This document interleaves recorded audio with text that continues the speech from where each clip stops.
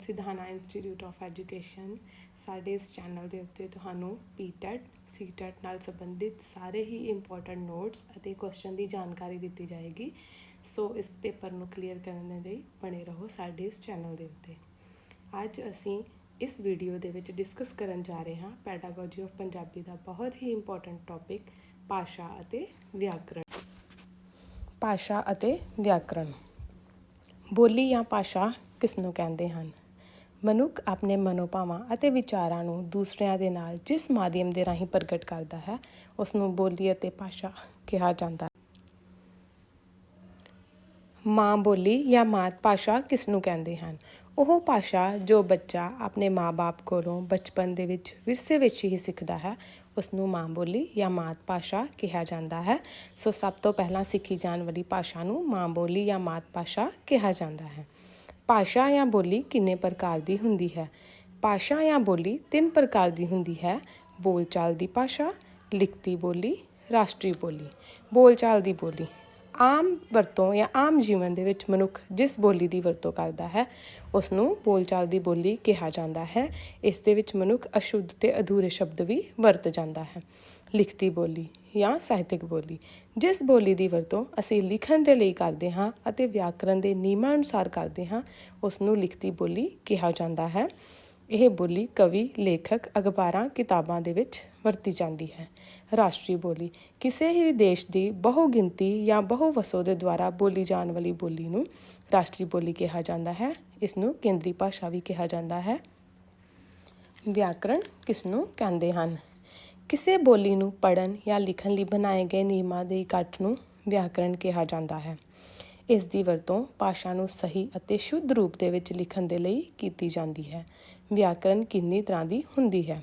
ਵਿਆਕਰਣ ਦੀਆਂ 2 ਕਿਸਮਾਂ ਹੁੰਦੀਆਂ ਹਨ ਜਾਂ ਵਿਆਕਰਣ 2 ਪ੍ਰਕਾਰ ਦੀ ਹੁੰਦੀ ਹੈ: ਸਿਧਾਂਤਕ ਵਿਆਕਰਣ, ਵਿਵਹਾਰਿਕ ਵਿਆਕਰਣ। ਸਿਧਾਂਤਕ ਵਿਆਕਰਣ ਦੇ ਵਿੱਚ ਵਿਆਕਰਣ ਦੇ ਨਿਯਮਾਂ ਦੀ ਬੱਚਿਆਂ ਨੂੰ ਜਾਣਕਾਰੀ ਦਿੱਤੀ ਜਾਂਦੀ ਹੈ, ਭਾਵ ਵਿਆਕਰਣ ਦੇ ਨਿਯਮਾਂ ਦਾ ਰੱਟਾ ਲਗਵਾਇਆ ਜਾਂਦਾ ਹੈ। ਵਿਵਹਾਰਿਕ ਵਿਆਕਰਣ ਵਿਵਹਾਰਿਕ ਵਿਆਕਰਣ ਦੇ ਵਿੱਚ ਵਿਦਿਆਰਥੀਆਂ ਨੂੰ ਵਿਆਕਰਣ ਦੇ ਨਿਯਮਾਂ ਨੂੰ ਅਸਲ ਜ਼ਿੰਦਗੀ ਦੇ ਨਾਲ ਸੰਬੰਧਿਤ ਕਰਕੇ ਅਨੁਕੂਲ ਪਰਿਸਥਿਤੀਆਂ ਦੇ ਅੰਤਰਾਲ ਇਹਨਾਂ ਦੀ ਜਾਣਕਾਰੀ ਦਿੱਤੀ ਜਾਂਦੀ ਹੈ। ਪੰਜਾਬੀ ਵਿਆਕਰਣ ਦੇ ਕਿੰਨੇ ਭਾਗ ਹਨ?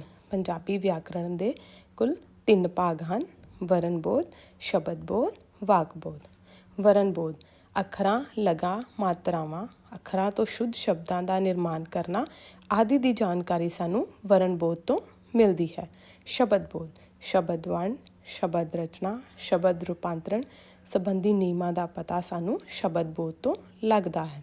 ਵਾਕ ਬੋਧ ਵਾਕ ਰਚਨਾ, ਵਾਕ ਵੰਡ, ਵਾਕ ਵਟਾਂਦਰਾ ਅਤੇ ਵਿਸ਼ਰਾਮ ਚਿੰਨ੍ਹਾਂ ਸੰਬੰਧੀ ਨਿਯਮਾਂ ਦਾ ਪਤਾ ਸਾਨੂੰ ਵਾਕ ਬੋਧ ਤੋਂ ਲੱਗਦਾ ਹੈ।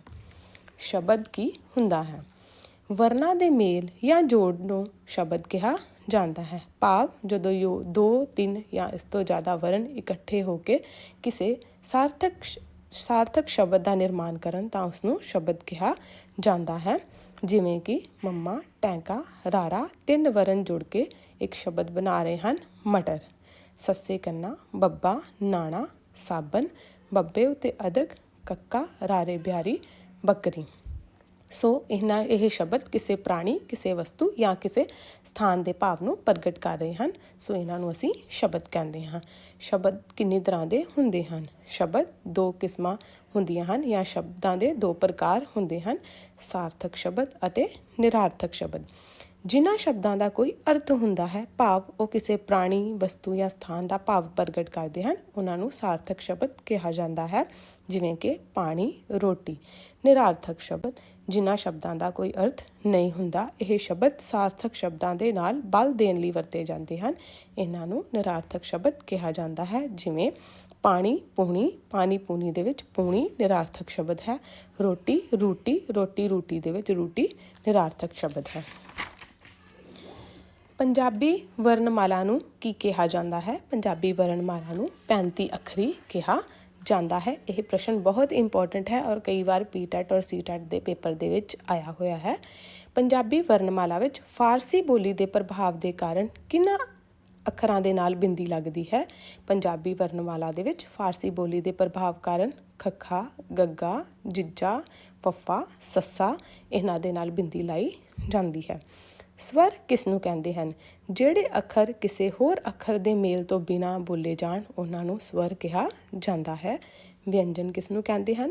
ਜਿਹੜੇ ਅੱਖਰ ਦੂਜੇ ਅੱਖਰਾਂ, ਲਗਾਂ, ਮਾਤਰਾਵਾਂ ਨਾਲ ਮਿਲ ਕੇ ਆਪਣੀ ਆਵਾਜ਼ ਪੈਦਾ ਕਰਨ ਉਹਨਾਂ ਨੂੰ ਵਿਅੰਜਨ ਕਿਹਾ ਜਾਂਦਾ ਹੈ। ਆਓ ਹੁਣ ਅਸੀਂ ਇਹਨਾਂ ਸਾਰੀ ਜਾਣਕਾਰੀ ਦੇ ਨਾਲ ਕੁਝ ਪ੍ਰਸ਼ਨ ਸੋਲਵ ਕਰਕੇ ਵੇਖਦੇ ਹਾਂ। ਜਿਨ੍ਹਾਂ ਨਿਯਮਾਂ ਦੁਆਰਾ ਕਿਸੇ ਭਾਸ਼ਾ ਦਾ ਸਹੀ ਗਿਆਨ ਪ੍ਰਾਪਤ ਕੀਤਾ ਜਾਂਦਾ ਹੈ ਉਹਨਾਂ ਨਿਯਮਾਂ ਨੂੰ ਕੀ ਕਿਹਾ ਜਾਂਦਾ ਹੈ? ਉਹਨਾਂ ਨਿਯਮਾਂ ਨੂੰ ਵਿਆਕਰਣ ਕਿਹਾ ਜਾਂਦਾ ਹੈ। ਜਿਸ ਦੁਆਰਾ ਅੱਖਰਾਂ, ਲਗਾਂ, ਮਾਤਰਾ, ਲਗਾਖਰ ਦਾ ਗਿਆਨ ਹੁੰਦਾ ਹੈ ਉਸ ਨੂੰ ਕੀ ਕਿਹਾ ਜਾਂਦਾ ਹੈ? ਉਸ ਨੂੰ ਵਰਣਬੋਧ ਕਿਹਾ ਜਾਂਦਾ ਹੈ। ਜਿਨ੍ਹਾਂ ਦੁਆਰਾ ਸ਼ਬਦਾਂ ਦਾ ਪੂਰਾ ਗਿਆਨ ਪ੍ਰਾਪਤ ਹੁੰਦਾ ਹੈ ਉਸ ਨੂੰ ਕੀ ਕਿਹਾ ਜਾਂਦਾ ਹੈ? ਉਸ ਨੂੰ ਸ਼ਬਦ ਬੋਧ ਕਿਹਾ ਜਾਂਦਾ ਹੈ। ਜਿਸ ਦੁਆਰਾ ਵਾਕ ਰਚਨਾ ਅਤੇ ਉਹਨਾਂ ਦੀ ਬਣਤਰ ਦਾ ਗਿਆਨ ਹੁੰਦਾ ਹੈ ਉਸ ਨੂੰ ਕੀ ਕਹਿੰਦੇ ਹਨ? ਉਸ ਨੂੰ ਵਾਕ ਬੋਧ ਕਹਿੰਦੇ ਹਨ। ਮਨ ਦੇ ਭਾਵਾਂ ਨੂੰ ਪ੍ਰਗਟ ਕਰਨ ਲਈ ਸ਼ਬਦਾਂ ਰਾਹੀਂ ਜਿਹੜੇ ਵਿਚਾਰ ਪ੍ਰਗਟਾਏ ਜਾਂਦੇ ਹਨ ਉਹਨਾਂ ਨੂੰ ਕੀ ਕਿਹਾ ਜਾਂਦਾ ਹੈ? ਉਹਨਾਂ ਨੂੰ ਬੋਲੀ ਕਿਹਾ ਜਾਂਦਾ ਹੈ। ਜਿਹੜੀ ਬੋਲੀ ਦੀ ਵਰਤੋਂ ਅਸੀਂ ਹਰ ਰੋਜ਼ ਇੱਕ ਦੂਜੇ ਨਾਲ ਗੱਲਬਾਤ ਕਰਨ ਲਈ ਕਰਦੇ ਹਾਂ ਉਸ ਨੂੰ ਕੀ ਕਿਹਾ ਜਾਂਦਾ ਹੈ? ਉਸ ਨੂੰ ਬੋਲਚਾਲ ਦੀ ਬੋਲੀ ਕਿਹਾ ਜਾਂਦਾ ਹੈ। ਜਿਹੜੀ ਬੋਲੀ ਸਾਹਿਤ ਰਚਨਾ ਕਰਨ ਦੇ ਸਮੇਂ ਵਰਤੀ ਜਾਂਦੀ ਹੈ ਉਸ ਨੂੰ ਕੀ ਕਿਹਾ ਜਾਂਦਾ ਹੈ? ਉਸ ਨੂੰ ਲਿਖਤੀ ਬੋਲੀ ਕਿਹਾ ਜਾਂਦਾ ਹੈ। ਆਪਣੀ ਗੱਲਬਾਤ ਦੌਰਾਨ ਜੋ ਆਵਾਜ਼ਾਂ ਅਸੀਂ ਮੂੰਹ ਦੇ ਰਾਹੀਂ ਕੱਢਦੇ ਹਾਂ ਉਹਨਾਂ ਨੂੰ ਕੀ ਕਹਿੰਦੇ ਹਨ? ਉਹਨਾਂ ਨੂੰ ਸ਼ਬਦ ਕਹਿੰਦੇ ਹਨ।